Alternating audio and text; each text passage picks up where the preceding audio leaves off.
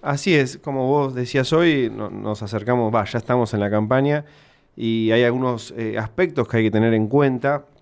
En este caso vamos a hablar de lo que es las plagas, los insectos de suelo, la siembra directa y el incremento de la siembra de cultivos de invierno como trigo o cebada. Traen algunos insectos que causan daños importantes en los cultivos. En este caso vamos a hablar un poco del bicho torito. El nombre científico es Dilobodderus abderus. Eh, la larva de este insecto causa daños importantes en los cultivos, en los primeros estadios más que nada, afectando las raíces y pueden comer semillas, raíces y hasta plantas. Eh, el ciclo biológico de esta especie, para conocerlo un poco, el adulto, que es el bicho torito que todos conocemos, que se encuentra en los jardines y demás, eh, ovipone en diciembre, enero.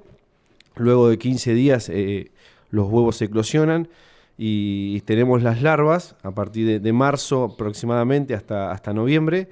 Está en estado larval, presenta 3 estados larvales, que son los que causan los daños a los cultivos, ¿no? En este caso vamos a hablar de trigo, pero también puede causar daño a los cultivos de gruesa, como es el maíz principalmente.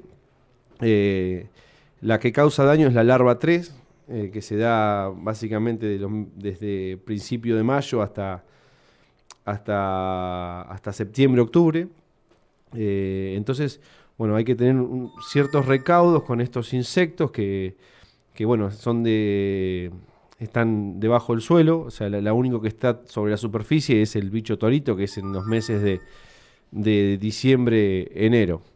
Es una plaga que se va incrementando principalmente por el aumento de la siembra directa, la falta de labranza del suelo, más que nada. Ujú, bien. O sea que en campos donde, bueno, obviamente que es la mayoría de la agricultura que hoy se practica, tiene más posibilidades de desarrollo que lo que es convencional. Exactamente, es una plaga que le gusta la siembra directa. Nosotros con una remoción del suelo le cortamos el ciclo básicamente a la especie y los adultos oviponen en menos. Eh, por eso, entrando un poco en lo que es la plaga, es muy importante el monitoreo de esta plaga y hacerlo con tiempo a lo que es la siembra, ¿no? O sea, monitoreos en mayo y junio es primordial para detectar la presencia de esta plaga. ¿Y dónde la encuentro? Bueno, básicamente los monitoreos consisten en ir con una pala al campo, hacer pozos se estima de 50 por 50 y 30 centímetros de profundidad, o sea, un cuarto de metro cuadrado. Y bueno, y fijar si se encuentra la larva. La larva para identificarla bien y diferenciarla de otras especies, es una larva, bueno, color blanco y la cabeza es rojiza, marrón rojiza, y la cabeza es tan grande como el cuerpo, tan ancha como el cuerpo. Las otras especies de gusano blanco tienen otro color de cabeza y la cabeza es más chiquita. Una manera práctica para no hacer tantos pozos en el campo es si nosotros vamos al campo y vemos montículos de tierra chiquitos como en el jardín. Bueno, ahí da indicios de que puede haber gusano blanco. Hay solo 2 especies que hacen esos montículos de tierra, que es el gusano blanco o el grillo subterráneo. El grillo subterráneo comúnmente no hace daño al cultivo de trigo, sí lo hace el gusano blanco. En caso de que tengamos lotes con mucha cobertura y no se vean esos montículos, bueno, hay que correr la cobertura y si vemos tipo agujeritos, que son las galerías que hacen estas especies, es porque hay presencia de gusano blanco. O sea, Bien, donde vamos y hay un montículo, probablemente haya un gusano blanco. bien. Y perdón, el, el umbral de daño económico para decidir, para tomar una decisión, se estima que son 5 a 6 larvas por metro cuadrado. O sea, si tenemos eh, ese umbral hay que tomar alguna medida. Cuando tenemos un umbral ya de 20 larvas por metro cuadrado, que ya es algo excesivo, hay que tomar una decisión. O no sembrar, porque puede ser puede ser un ataque total, o roturar el suelo, pasar una rastra o bueno, algún implemento para roturar el suelo. Bien. ¿Y cómo estamos acá en la zona en las últimas campañas? Y las últimas campañas, le voy a ser sincero, se monitorea poco contra gusano blanco. Esa es la realidad. Pero es una zona que puede tener mucho gusano blanco. Básicamente porque se siembra mucho trigo y porque se hace bastante siembra directa. Ha habido ataques importantes. Cuando el cultivo nace, se empieza a ver manchones como que no nacieron. Eso posiblemente puede ser un ataque de gusano blanco. Pero bueno, es muy poca gente lo que monitorea estos insectos. Por eso hay que tener cuidado. Exactamente. Ya cuando el cultivo está implantado, llegamos tarde. O sea, Y el control hay que hacerlo antes de la siembra. y bueno, entrando en lo que es control de esta plaga, tenemos diferentes tipos de controles. Bueno, el cultural se llama cuando son prácticas que maneja el hombre. Si no se utiliza siembra directa, bueno, tenemos menos probabilidad. Si hacemos con una rastra o algo, hay menos probabilidad de que exista. O atrasar la fecha de siembra del cultivo. ¿Por qué? Porque la larva, cuando empiezan a haber temperaturas invernales, empieza a trabajar más en la superficie más profundo. No va tanto hacia arriba, hacia el lugar de las raíces. Pero sí puede haber un ataque fuerte en octubre, noviembre ahí. Después tenemos controles biológicos que lo controlan, bacterias y hongos que hay en el suelo. Y después lo que es control químico, lo mejor que hay es tratar la semilla con un insecticida. Dentro de los principios activos que tenemos el thiamethoxam, que tiene una acción residual y tiene una actividad sistémica radicular. La marca comercial, más conocida por el productor es Crucier. Después tenemos clotianidin, que actúa por contacto, ingestión y vía sistémica, conocido como poncho. O el imidacloprid, que es muy conocido, que es un neonicotinoide y tiene varias marcas comerciales también. Esos tres principios activos son los que mejor funcionan y los más recomendables. Y el tratamiento de semilla, es el control más efectivo que tenemos. Después otro control químico, pero es muy errático, es una aplicación de insecticida de cobertura total previo a la siembra o 15 días o un mes previo a la siembra. El tema que la eficiencia es de un 50% aproximadamente, es baja.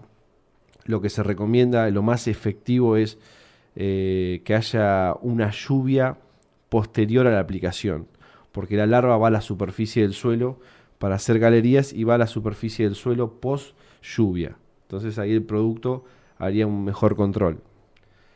Básicamente esos son los mecanismos de control, pero lo que más se recomienda es el tratamiento de semilla con un insecticida. De todas formas, tener en cuenta este aspecto que mencionabas, Marco, es si tengo 20 larvas, Sí. Independientemente del tratamiento, lo recomendable es no se las siembra. Exactamente, yo te estoy hablando de tratamientos para un umbral de 5 a 6 larvas por metro cuadrado. El umbral que vos decís es probablemente que no ande nada. Claro. Como te dije, un 50% tenemos de control con una aplicación de insecticidas previo a la siembra, me quedarían 10, que ya es excesivo. Claro. Y el del semilla también tiene un 70-80% de control. Seguimos estando por encima del umbral económico. O sea, es o dejar el lote o, pasar una rastra disco. Así que igual no es una situación que se dé muy, muy común, que haya esa cantidad de larvas. Bien. Y mencionabas que al margen de los cultivos fina, de trigo, cebada, también puede afectar a cultivo de gruesa. ¿En qué momento Exactamente. ¿Qué hay que hacer allí? Como mencionaba hoy al principio, el ciclo biológico, la larva que hace daño llega hasta los meses de octubre, principio de noviembre. Después de ahí pasa a pupa y después a adulto. Bueno, hasta noviembre, las siembras tempranas de los cultivos de maíz, que se siembran el 15 de octubre, corren riesgos de esos insectos. El mecanismo de control es lo mismo, es con insecticidas en la semilla. Las siembras tardías, que se da mucho en esta zona de maíz, hablando ya fin de noviembre, primeros días de diciembre, el riesgo es mucho menor porque ya el insecto ya está en estado adulto, en bicho torito, vendría a ser lo que vemos nosotros comúnmente en los jardines. Entonces no hay daño ahí. O sea, lo que corre daño es las fechas tempranas. Bien. Bueno, a tener en cuenta entonces a los productores que bueno, no han decidido en sus lotes avanzar, que hagan fundamentalmente el monitoreo de la presencia o no de este insecto, ¿no? Sí, correcto. La verdad que es un tema que el monitoreo tiene que ser algo para el productor o el ingeniero, algo habitual. Y cuando monitoreamos tenemos que tener varias cosas en cuenta, además de las malezas, que es lo que siempre uno da como prioridad, y aparte es lo visible. Acá estamos hablando de un insecto que está debajo de la tierra y que comúnmente nosotros al no verlo pasa como inadvertido, pero bueno, como hoy te decía, hay formas de detectarlo sin hacer un pozo. Si vemos muchos montículos es porque hay mucha presencia. Y déjame aclarar también que hay otros insectos en las etapas tempranas de los cultivos de invierno, como son los pulgones, más que nada el pulgón verde de los cereales, que en general los pulgones tienen dos tipos de daños: un daño directo, que es la extracción de savia, y un daño indirecto, que es el que ocasionan virus, un daño secundario. Lo que es el pulgón verde de los cereales ataca en los estadios tempranos de los cultivos, cuando el cultivo tiene una o dos hojitas, por eso hay que estar también, ahora en los nacimientos hay que estar un poco atento. El umbral de daño son 2 a 3 pulgones por planta, y se da básicamente en situación de escasez de lluvia, cosa que bueno, las condiciones no se están dando para que se desarrolle esa plaga en estos momentos, pero bueno, es una plaga que ataca temprano. Después tenemos diversos tipos de pulgones que bueno, no vamos a entrar en detalle, que atacan más en ciclos, en estadios más avanzados del cultivo. Después tenemos otra plaga que es secundaria, que no es algo que se dé habitualmente, pero bueno, vamos a mencionarla, que es la arañuela en trigo, que es un ácaro de 1 milímetro de largo, tiene un ciclo de vida de 90 días, y bueno, puede producir en la planta amarillamiento y bueno, detiene el crecimiento. Tiene un hábito gregario, o sea, atacan en conjunto. Y las condiciones para que se desarrollen son suelos livianos y sueltos, y temperaturas frías y ambientes húmedos.